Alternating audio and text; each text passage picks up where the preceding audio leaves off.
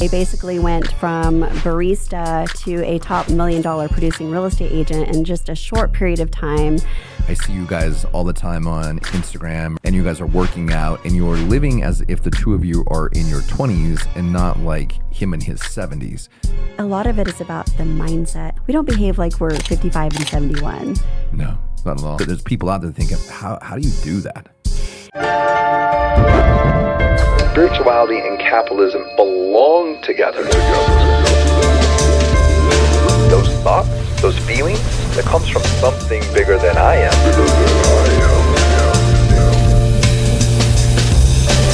And together I believe we can all grow. That's how we're going to change the world. That's how we're going to change the planet.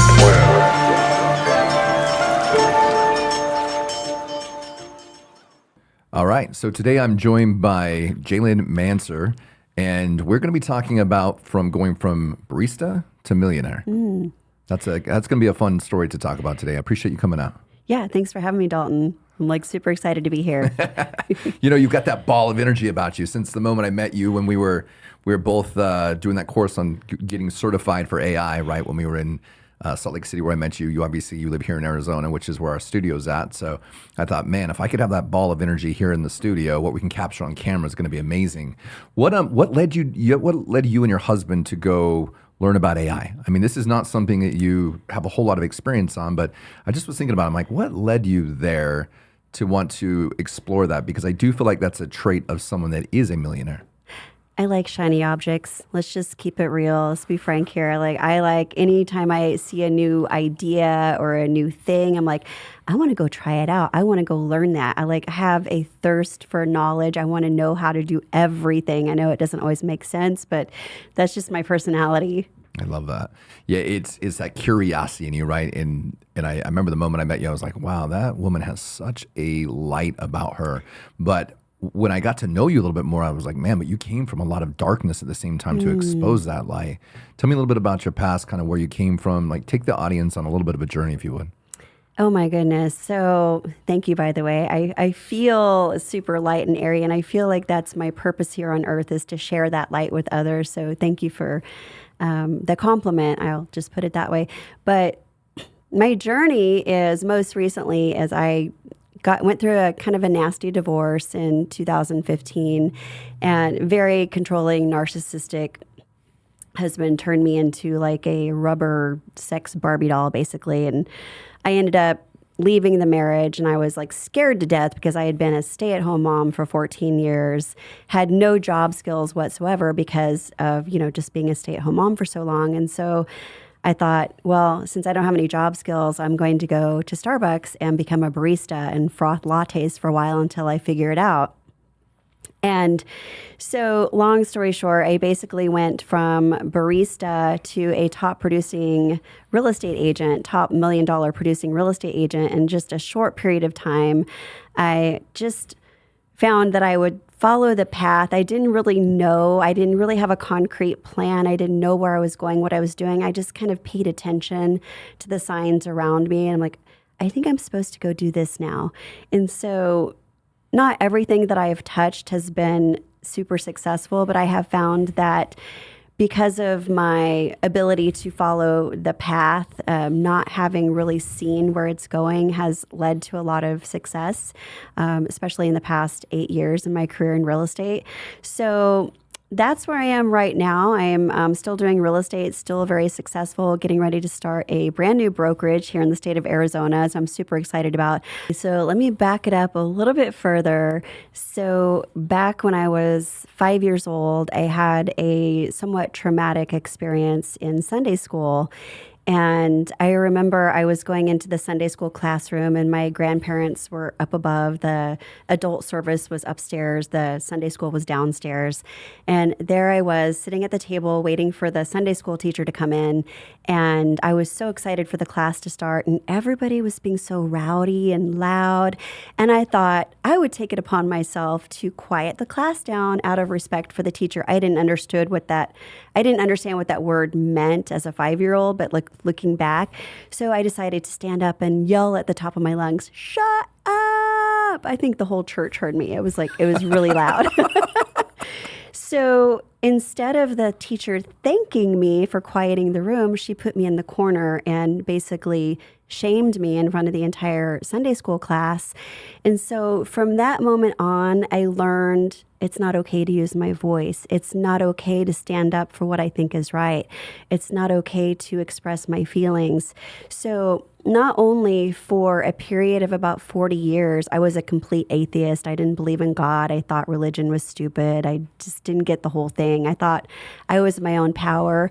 Not only that, I didn't really have a voice. I very much would let men control me and manipulate me. And I would always turn myself into someone that I thought they wanted me to be versus just being my own person. Well, fast forward to when I was 30 years old, I was in a point in my life where I just finally decided I had come into my own. I was done with relationships. I was a single mom at that point in time. I had my 4-year-old son and got a job opportunity, moved to Southern California. And I was just so happy with my life, even though I was living paycheck to paycheck. I had a great job. I was surrounded by great people that I was working with. And I was extremely happy. And then I met the guy that we'll go into a little bit about that. His name, I can't really say his name, but I met my then husband. And when we met, I was my own person. I looked very, if you can imagine, I looked like a librarian. I was very frumpy. I had a few pounds on me at that point in time. I was wearing like these big clunky Doc Martens, big black rim glasses. Let's just say I was just frumpy. Let's just leave it at that. So throughout a long period of time, and I didn't really notice it for a while, but he groomed me into, as I mentioned earlier, like a rubber version of a Barbie doll. And he would constantly like buy me like these hooker heels. I call them hooker heels, the big Sure. stilettos, very right? And familiar like with hooker the heels. slutty clothes that you see people wearing like in Vegas walking on the strip, And I allowed him to like dress me like that and shop for me, and got to a point where I just felt so degraded, but I didn't have my voice and I didn't know how to express how I was feeling. And it just got to the point where I was like, okay, stop laying out clothes for me. Stop shopping for me. Like it got to a point where there were boxes and boxes of these hooker heels coming out the closet, down the hall, into the loft. Whoa. And, that was partially his problem, but Sounds like you had a shoe fetish. he did. He Sounds like you had did. a shoe fetish. I mean, I don't know many men, that I know of anyways, that are like buying, heels and things like that, laying out clothes for their wife. I mean, Yeah. that's a peculiar like action, Yeah. That's But I realized that I was doing all of this for so long to make him happy. I completely lost myself and lost sight of who I was and who I wanted to be. And I'm like, I don't want to dress up like a hooker every day and like prance around in 6-inch heels, just to make you happy. That's ridiculous, right? And so I finally got up enough courage. This was in 2015. I told him I wanted a divorce. And being the narcissistic person he is, he was like, okay, that's it. You're done. I'm like cutting you out. And he like immediately moved me out of the house. And it was a very traumatic experience, but it's something that I had to do to become free. And so, yeah, let's just go from there. That makes a lot of sense. And during that period of time, when you had left, you were basically at that point in time dressing, like you said, like a sex doll. You end up leaving. He ends up kicking you out. You have nothing, nowhere to go really. You become a baristas. Like, did you at that point in time, because I know your faith, right? Like, I wouldn't consider myself a Christian, as we've talked about many times, but at the same time, like, I know how much that changed your life. Were you a Christian at that point in time? Like, were you really devoted to God at that point in time, like with him, or was this something that you found later on? Yeah, so let me back it up. There's a little piece that I missed before I asked for the divorce. There was a period of time where when I had lost my voice and I was like super frustrated and confused, didn't really know what to do. So I started acting out.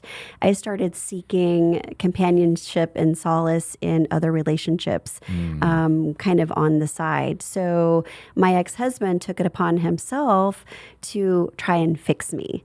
So he sent me off to rehab for addiction. And this was in Tennessee. I was in rehab for a period of 2 months. And it was during that period of time, and I was still an atheist at that point in time, and so was my ex-husband. Like, neither one of us had anything to do with any sort of religion or spirituality or any of that. So it was kind of crazy. We were just very much into our own selfishness, for lack of a better word. But so he sent me off to rehab and hoping to fix me. And the funny thing was, I did come back fixed, so to speak, but in a much better way, not in a way that he would have imagined. In that rehab facility, that's when I had a come to Jesus moment, so to speak. I was out on the driveway at 4 a.m. and I remember feeling so completely desperate and just sad and lonely and just completely lost. I didn't know what to do. I didn't have a good sense of myself at all. And I thought, well, what the heck? What could it hurt, right? So I was sitting there on the driveway. I was crying, and I didn't know what else to do. So I looked up in the sky, and I'm like, God, if you're there, please help me. I don't want to feel like this anymore. I'm drowning over here. And I kid you not, it went from dead silent on the driveway. Could hear nothing. It was like just so still. And I felt this big giant whoosh of wind, like just blow over me, like massive. And I knew at that moment, I'm like, okay, God or whoever you are, whatever you are, I know that you heard me. I know that you heard me, and this is your answer. So from that moment on, I just started seeking. I went to every possible different type of church or temple or synagogue or, anything you could ever possibly imagine. That's when I really started to explore my spirituality and my faith. And I landed on Christianity. And what made you land that? So you go to, a lot of people go on their own spiritual journeys, right? They'll go to, like you said, they'll go to mosques, they'll go to, ashrams, they'll go to, we could go on and on about, Pentecostal and Mormons and, Catholic and whatever those things may be. What landed you in that particular faith?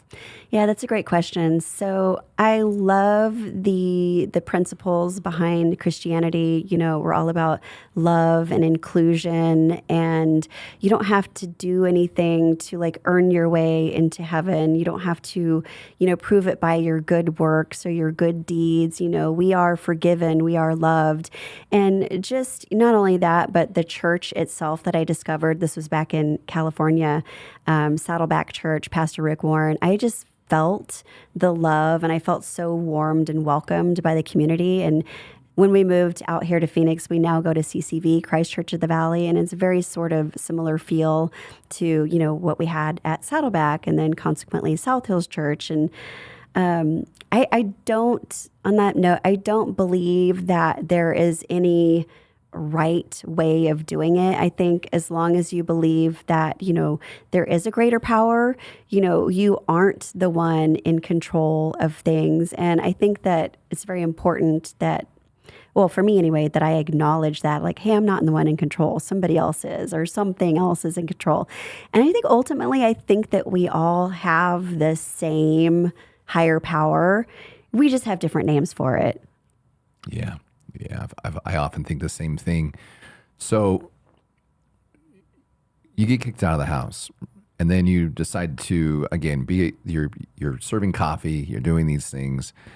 When do you finally then say, I'm going to go be a real estate agent? I'm going to do this, right? Like, because there's, think about how many real estate agents there are registered in the country. There's a lot. Oh, there's like millions of them. A majority of people fail miserably. What was that point in time for you where you're like, my gosh, there's something here? Because from what I hear is you got your power back because you believed in something bigger than yourself. And so you were no longer alone, and you were able to start to take down some of these walls in rehab and see, maybe, I'm sure there was probably other traumas, and you said, hey, listen, I didn't have my voice. But what was that moment when you were, in real estate that you realized, like, man, there's something to this for me? Yeah, it was really kind of random because I was there behind the cash register at Starbucks one day, and I was just, doing my thing, greeting people, which I love to do. I love to meet people and greet people and just help put a smile on their face, right? And this gal came in with her coffee order. She placed her coffee order with me, and we got to talking. Her name was Shelly. I'll never forget Shelly. Hi, Shelly, in case you're listening. And she said, JaLynn, I think you'd make a great title rep. I'm like, okay, cool. Sounds great. What's a title rep? And so through that experience, long story short, 4 interviews later, they hired me as a title rep for Stewart Title for Orange County, California. So my job was to basically go call on real estate agents and sell them the title insurance policies, like use me as your title rep, right? So I quickly realized in that role as a title rep that I'm like, hey, wait a minute. I saw how much fun the realtors were having, doing the open houses and the broker opens, and I saw how much money they were making, and I'm like, I want to do that. So it was in that moment I decided I'm going to go get my real estate license. So it was just kind of just completely random, just like I mentioned earlier, following the path and not really having a concrete plan, just kind of like, okay, I think I'm supposed to do this now, and just kind of following that process. And I happen to be very good at connecting with people. And, I just love people so much, and I love going out and having fun. And it was easy for me. Just going out there, real estate is all about relationships. It's not about selling houses. It's about relationships, and helping people achieve their goals. I mean, all business is relationship, like everything. It doesn't matter what it is. If you're selling water, or if you're selling real estate, or a product, or hotels, or whatever that thing might be, it's all the relationships. I mean, you need to make sure there's value behind what you're providing, but if the relationship's not there, it doesn't matter. I think all business is in a relationship. Are you a person that when you find something, you go all in, or do you sit on the sideline? Oh, I totally go all in. I get obsessive. Oh my gosh, big time. Like most recently, I got propositioned by a friend of mine to open up the state of Arizona for this brand new brokerage. And the owners live in Naples, Florida. And I was like, oh my gosh, me be a designated broker? That sounds like a lot of responsibility. I'm like, ooh, I don't know if I want that. But I did meditate on it. I prayed on it. I journaled about it. And I thought long and hard before I made a decision, because I didn't want to tell the owners, I'm like, yes, I'm in. And then 24 hours later say, just kidding, because that's not fair to them, right? So once I made the decision to commit, like I literally got my broker's license within 3.5 weeks. I just hunkered down and studied like literally 4 or 5 hours every day, passed my broker state exam on the first try. And so, yes, I am like very much, once I decide to do something, I am all in 100%. Yeah. I'll bet you that is one of the keys to your success. I'll bet you that's one of the big ones, because when you got involved with real estate, you said it was a lot of fun. But there's also a lot of work involved in that, right? Like when people are listening, like, oh, I should go be a real estate agent. That sounds like a lot of fun. I get to hang out with people. I get to have fun. Like that sounds like a great plan. What is things about being a real estate agent that people may not know that is a very difficult thing? So there are a lot of things about real estate that's very difficult, but for me and my business model, what I do is I hire people to take care of the not so fun stuff. Like I never touch paperwork. I don't do my own showings. Like I am very good at delegating out these different tasks to my team members for the things that I don't want to do. My job is to talk to the people, get the lead excited about, the homes, do the negotiations with the other agent. And so that's the part that I'm really good at. That's really fun for me. The hard part is, when you are working with a client and you are taking them out, showing them hundreds of homes, it feels like sometimes. And then they go to an open house and they write an offer with another agent. And, things like that happen. And that's really hard and really disappointing. And so it's just, you do have to have certain protocols in place to make sure and protect yourself. And sometimes it can take a really long time to get paid and get your first deal. So anybody out there that's wanting to get into real estate, I would just encourage them, just get out there and talk to as many people as you can and build those relationships and just stay top of mind. That's probably one of the hardest things. It's just staying top of mind so people don't forget about you. What's the one thing that people can do to build deep relationships? Just really care and love on people. Don't just call them to ask them for something. Call them and ask them, what can I help you with today? What can I do for you? Hey, did you remember it's your anniversary coming up next month? Did you remember to buy your wife a card, whatever? Are you planning a trip anywhere? And just kind of like just loving on people and showing them that you care, I think is the best way to build those deep relationships. What you said about building deep relationship, I believe that's the key to everything. Like I think it's having those relationships. It's right, having that care, that energy. I've never asked you for anything. You've never asked me for anything. But it's like there's a relationship that's bonded, that's created from that, where it's like, oh yeah, I would definitely reach out to you if I needed something, or if I was in Arizona and wanted real estate, I could see why I would reach out to someone like yourself.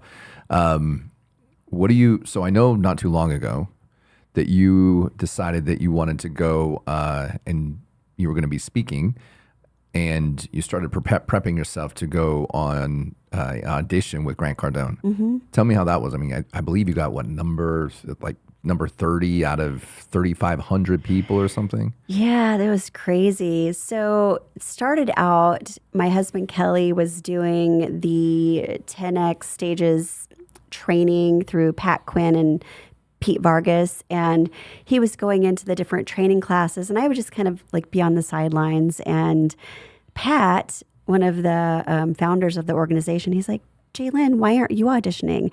And I was like, oh, no, not me. Like, that's nothing that I would do in a million years, get up on stage and talk to all of these people. Let's just say I had a little bit of stage fright.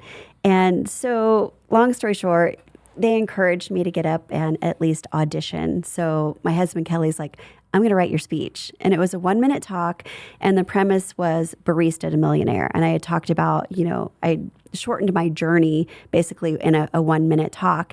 And out of 3,500 people, I made it to the semifinals. And out of those people, I want to say like 13 people got called up to the stage for the final elimination process, where they were going to narrow it down to 4 people. And those 4 winners basically got a stage at the 10X major conference with Grant Cardone, which you can imagine that would be a huge opportunity to get up and speak on that stage. So as they were narrowing down like the final 14 people, Pete Vargas is sitting at the judges table and he's like, hey, where's my barista? And I realized he was talking about me. So he called me up and I had to give my talk again in front of like the final panelist of judges and the rest of the audience. And I didn't make it to the finals, but just having that opportunity to get up there on that stage with all of the final judges, it was so cool. And what it did for me, it gave me the belief that I'm like, hey, I do have the ability to be a good speaker. And so that just really kind of shifted my mindset from there. Now I feel like I can do anything. So you did something that was really out of your comfort zone, like something you'd never done before. You get up there, Kelly helps you prepare your speech, but you still have to deliver your speech. You have to do the work. You have to did you have a lot of nerves being up there? Oh yeah, I was so nervous. I was like shaking inside. I thought I was going to be sick to my stomach the whole time. And I'm just like, just breathe. And it turned out it was fine. But on the inside, I thought I was going to die. Yeah, I know. Are there many things like that in your life that you feel that way? Like that you do that are uncomfortable, that are not easy, that you feel like you're going to die, but you do it anyways? Oh gosh, that's a great question. So in real estate, and especially this new role that I'm in as the designated broker, my job is to help grow the brokerage. And so, I do have to get on the phone occasionally and try and I hate using the word recruit. I like to use the word attract agents. And Sometimes it's a little bit uncomfortable and it feels a little bit icky when I'm talking to somebody that I don't already know. And it just feels like kind of a cold call. And so just getting my mind wrapped around that, I'm like, okay, we're just having a conversation. I'm not trying to sell you anything, or I'm not trying to recruit you. Let's talk about how I can, possibly help you, that sort of thing. But yeah, like cold calling and doing like that sort of like sales just feels kind of icky for me. I don't like it. Yeah. And to think that you have created the business you've created and not doing that, when we were discussing earlier, I was like, man, there's just some things in life you have to do, right? That was a very hard line I took. And you were like, yeah, like there's a lot of things I don't like to do and I don't do them. I've really created my life the way I've wanted to create it. What makes you think that you can do that? Because you've done it, but you had to think it first. Yeah, gosh, that's a great question. What made me think I can do that? It just came naturally for me. Like when I first got my real estate license, before I even had my first deal, my first client, I hired an assistant because I saw the vision of where I was going to go. I could see myself being very busy, and I could see myself just wanting to go out and talk to people and go to networking events and, go to the parks and hand out business cards to moms with their babies in the strollers, and just talk to people. And I didn't want to be behind the desk doing the paperwork and all the admin stuff. And so I just knew early on that, like, intrinsically, having that intuition, like, this is what I need to do to be successful so I can do my thing and have fun and continue to be successful because I have that teamwork and that support behind the scenes. Yeah, you've built a business around fun. I hope people just heard that and witnessed that, because what you said was so important. A lot of people get involved in something that's brand new to them, right? And one, they're afraid, so they don't do it, or they talk themselves out of it. And then once they decide to do that, they kind of put their pinky toe in there and think, I'm going to kind of do this, which kind of gets us nothing. And then from that point, you started to do one thing that was so important than what you said. When you're visualizing and you're seeing these things, are you seeing things? Are you hearing things? Are you smelling things? Are you bringing those senses into this image that you're creating before it ever happens? It's really kind of more of I'll try and describe this as best I can. It's just kind of an inner knowing. And it's not something that I could have necessarily articulated. It's like I just knew what I was supposed to do, and it was just automatic. Oh, that co-creation, it feels like, with God at that point. Yeah. How have you, with that co-creation, like, how do you co-create with God? Wow. I do a lot of, I have one of those remarkable writing tablets, and I write in it almost every night. And I write letters to God, call them prayers or what you will. And I thank him for all of the blessings that he's bestowed on me. And I act as if I already have, what I've asked for. I act as if I'm already victorious. And I ask, I do pray those bold prayers. I ask for what I want and I expect God to give it to me, not because I'm deserving or like a spoiled brat or anything like that, but I know what he's capable of. And I know that, even if I don't understand the vision and the plans, I know that he has plans for me. And so I just need to trust the process. And so a lot of it is just kind of, I just throw my arms open and I'm like, whatever your will is, God, but please know that this is what I want. This is what I'm trying to achieve, for your glory, because I do have grand plans I want to give 6 figures back to the church this year. And in order to do that, I have to make a certain X number of dollars, right? And so I'm like, thank you in advance, God, for blessing me so that I can, give back. So take me through the steps of that. I think it's something that I know I can hear people right now going like, how would I do that? How would I sit down and open up my journal or my notebook?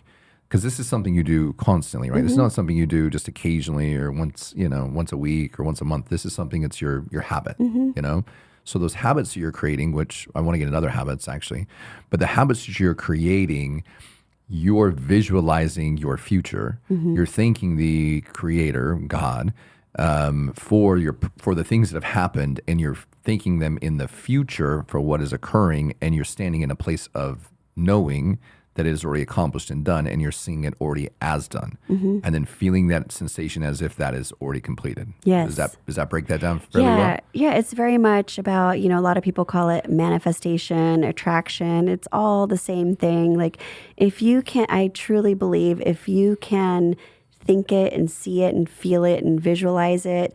And like right now, I feel like this sense of tingling, like spirituality, like flowing through my body. Like I can feel the energy flowing through. Like I know that I am attracting what it is that I want. I can feel it in my presence right now. Does that make sense? Absolutely.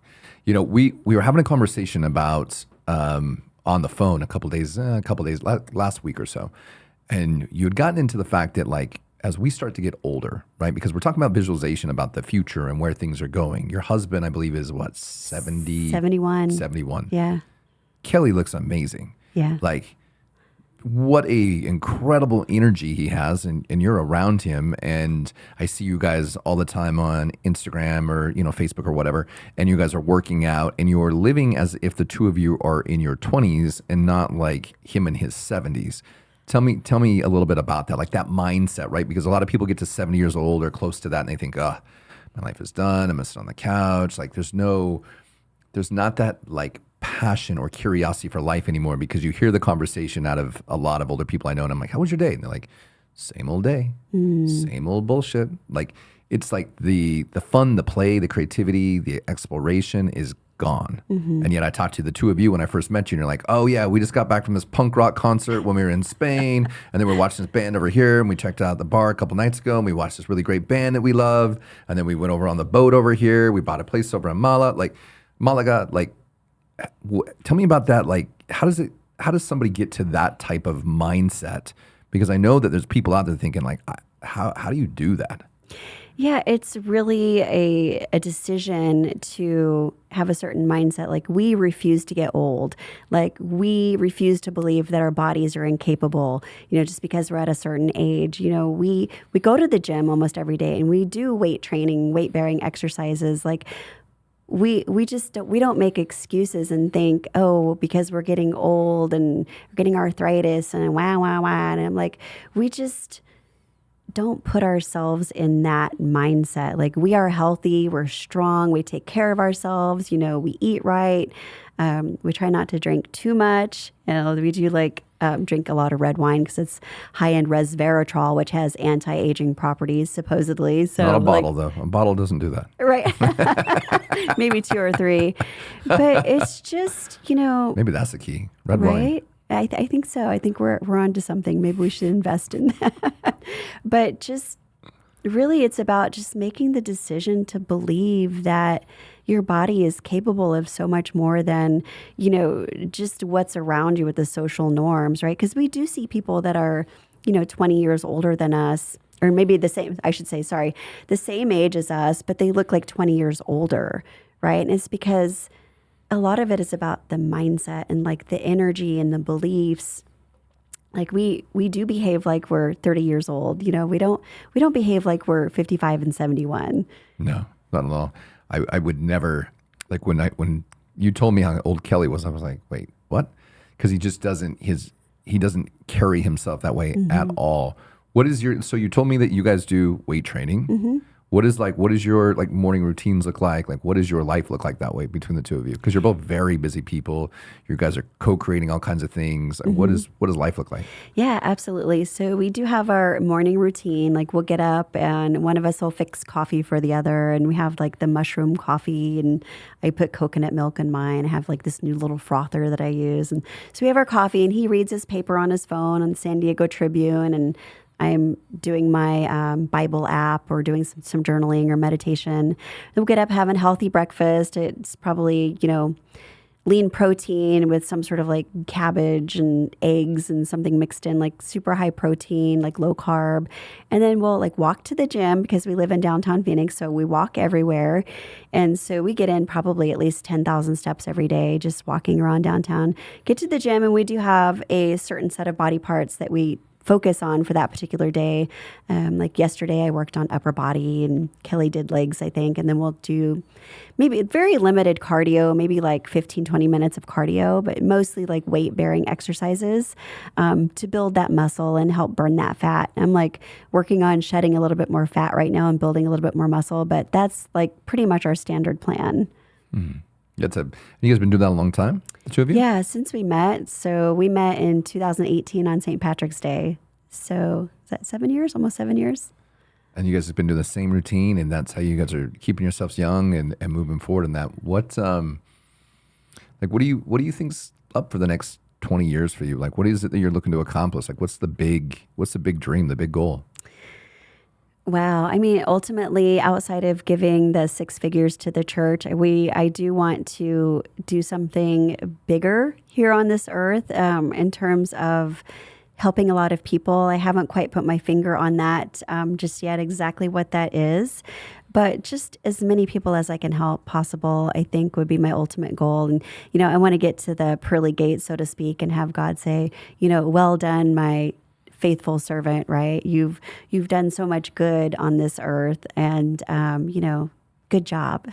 What are the things you're passionate about giving back to, though? Because you were saying that the good and what you're doing. I mean, in humanity, is there causes that are important to you?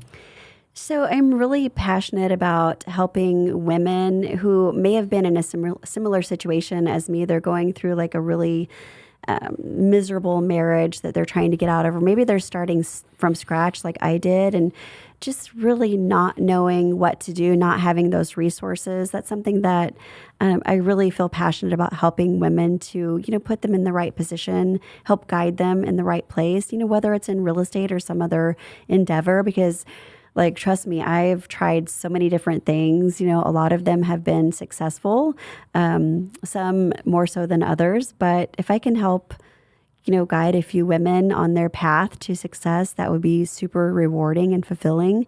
Our church, CCV, is very driven towards, missionary trips and towards the youth and, youth camps and things like that. So just, I think driving people to, the different organizations and missionaries that are happening at CCV would be super important for me. Like, what about you, Dalton? What's on the horizon for you?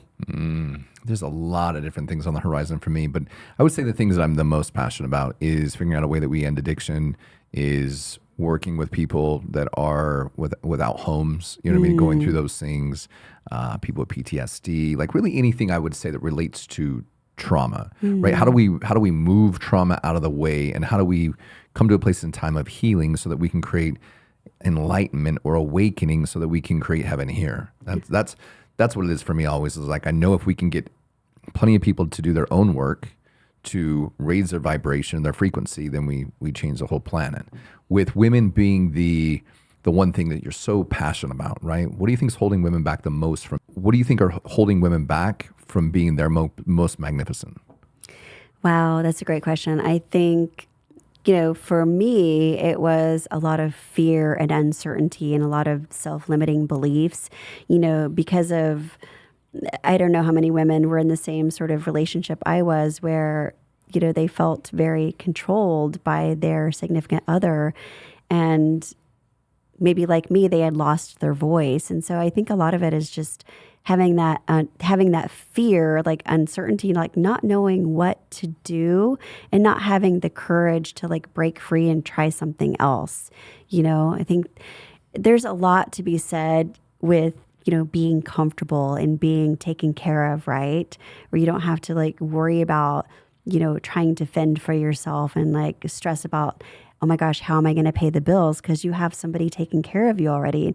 And I think that's very frightening for a lot of women to face that harsh reality. If they leave that relationship, like they might have nothing. That's very scary. Yeah, that is extremely scary. I could see from anybody, especially when no skill sets. I've heard it from lots of women. They're like, I was married for a long time. I don't have any skill sets. I'm not sure what to do because of these things. And I think that's why many years ago that moms would tell their daughters, like, hey, put money to the side, like stash it. You just never know.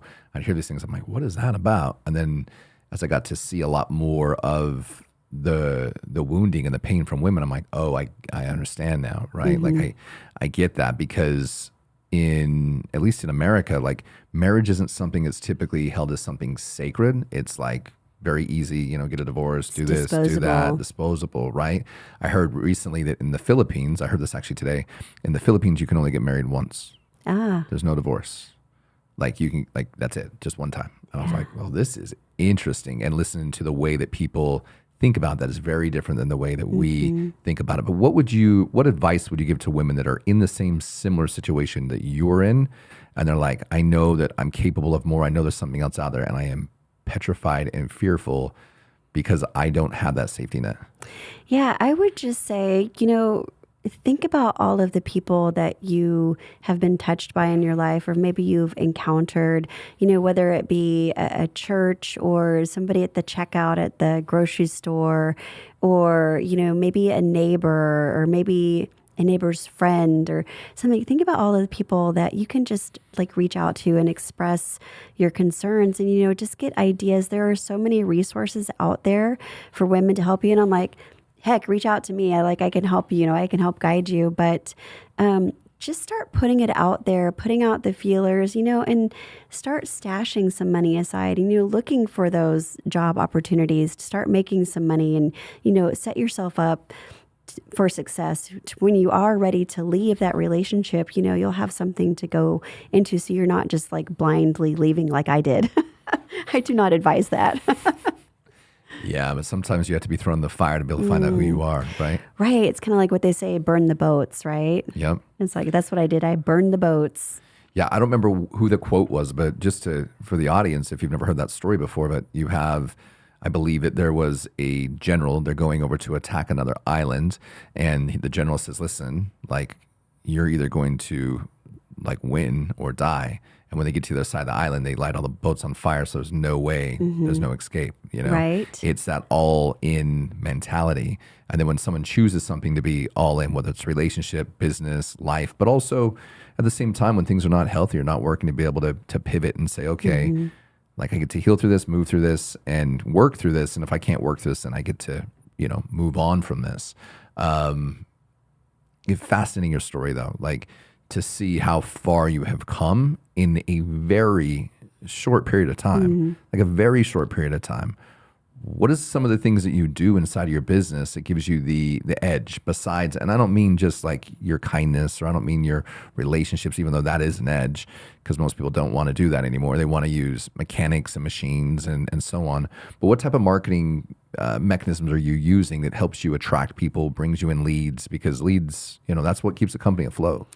It's this kind of crazy to say, especially in this day of age of like AI and all of the technology that we have for lead generation. And I'm like, I remember, I'll go back to when I very first got licensed as a real estate agent. I would literally just do the old fashioned, go out and talk to people. If I was in Home Depot, I'd go up and down the aisles and look for people that were, doing home projects. And I'm like, oh, are you getting your home ready for sale? And I would just literally just go out and talk to anybody that would talk to me, and just putting my face out there and handing out my business card. So doing it the old fashioned way, I think sometimes can yield a lot better results than doing the, automated, which is very impersonal. And, and I would do handwritten notes, and I would go literally walk my neighborhoods and like knock on doors, hand out flyers. I remember my second year in real estate, this one street in Corona, California off Mandeville Way, I'll never forget it, because of my handwritten letters, and it had my little face on the letter, right?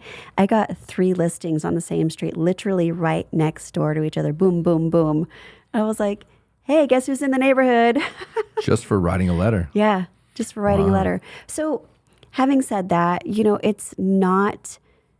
it's very simple to be a real estate agent, but it's not easy. You have to be willing to put in the work. That is the key, right? Because how often do you hear, or how often do you have people come talk to you and say, listen, I want to make this money. I want to do this. This sounds like a great idea, but I don't want to work that hard. I don't really want to put in the hours. I really, can you show me an easy, simple way that I can make enough money to be able to support my family and give me the things I want and, the extra things I want? How often does that happen to you? Oh gosh, like literally never. And I'm like, if you can figure that out, like please show me how to do that to like make money without trying, because that sounds amazing.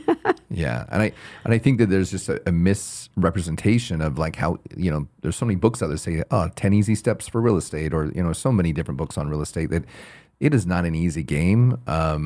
But what I'm hearing from you over and over and over, that's a relationships. It's about relationships. It's about paying attention. It's about caring. There's often a statement that says like, people don't know how much you care until you tell them, till you're aware of that. For you, is there anything that I have missed today that you'd like to discuss, or you'd like to talk about, or something you'd want to share with the audience that's on your heart? Oh gosh, I just wanted to say thank you for having me, Dalton. And I think you're amazing. And I love Vale, and you guys are just such a power couple. And I'm just so blessed to have you in my life. And I hope that we have a very, very long lasting friendship. Absolutely. I'm really grateful for that. So the last question I have for you then is, what do you want to be remembered for? I want to be remembered for just having shined my light.